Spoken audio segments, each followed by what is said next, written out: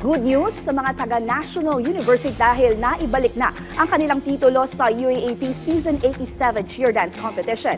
Para sa buong detalye, narito ang report ni teammate Jamaica Bayaka. Gumagundong ang MOA Arena sa buwis-buhay na performance ng 8 universidad sa Season 87 ng UAAP Cheer Dance Competition. Hataw at tila binabato sa kalawakan.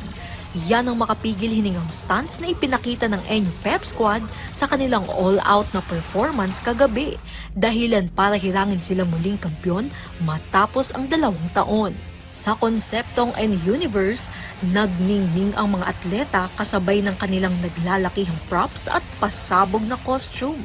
At ang highlights ay ang remarkable Ferris wheel spin performance. Isang kasaysayan para sa head coach ng NU Pep Squad na maging 8th time defending champion at makipagsabayan sa ibang universidad. It's a history for NU Pep Squad na makasama na namin yung magagaling na teams like UP and UST na may 8 title talaga. We're very happy na our program is still talagang effective pa rin, and we will continue to make it, ayusin pa siya. Alam namin ang programa lagi dapat ina-update. So we'll continue that, and we will continue to give a beautiful and happy performance every year for you guys. Ayon pa sa coach ng NU, pinaghandaan nilang maigi ang laban pagkatapos bigong masungkit ang titulo noong nakaraang taon.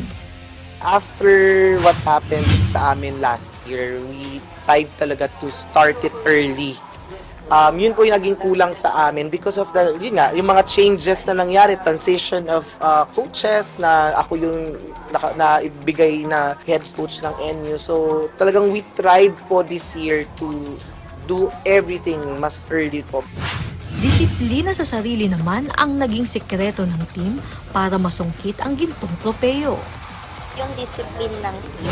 Kasi kung wala yun, hindi namin magagawa yung mga bagay na hindi namin ina-expect. So, like, sumunod sa coach, sumunod sa managers, sumunod sa captains, yan.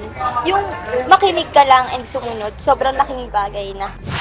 Bago pa man magsimula ang kompetisyon, napuno na ng kulay ang MOA Arena at dinagsa ng libo-libong manonood mula sa iba't ibang paaralang kanilang sinusuportahan.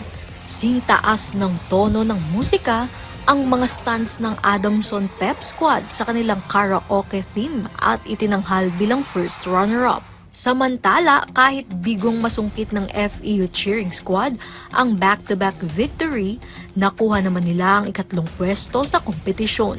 Jamaica Bayaka para sa Pambansang TV sa Bagong Pilipinas.